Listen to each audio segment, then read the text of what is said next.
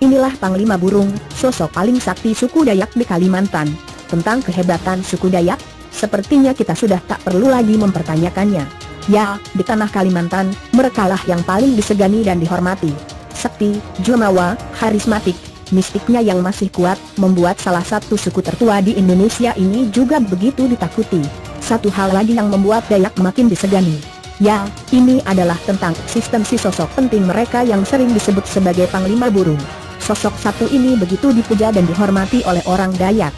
Ia adalah pahlawan yang akan membantu orang-orang Dayak menyelesaikan masalah pelik yang berat. Konon, ketika Panglima Burung muncul, maka dipastikan hal sebesar apapun akan segera mampu terselesaikan. Hal yang masih jadi pertanyaan besar terutama bagi orang luar Dayak, adalah seperti apa sebenarnya sosok Panglima Burung itu.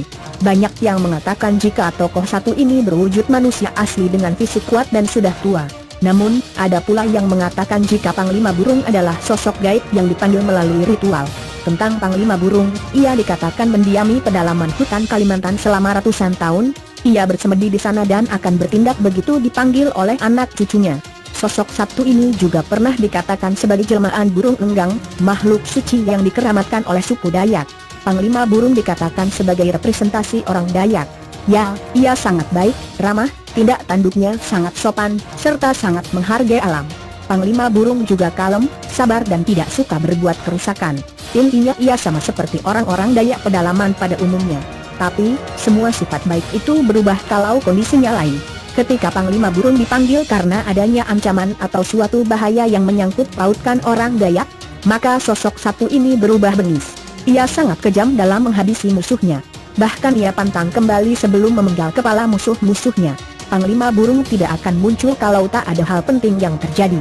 Tapi, untuk membujuknya datang, diadakan sebuah upacara pemanggilan yang bernama Mangkok Merah. Ritual ini dilakukan dengan cara mengumpulkan benda-benda khusus dan berfilosofi tinggi menurut orang Dayak, seperti bulu ayam, daun rumbia, tali simpul, dan lain sebagainya.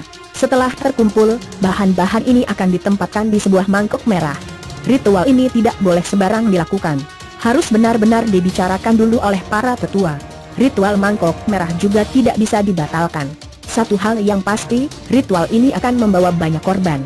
Dan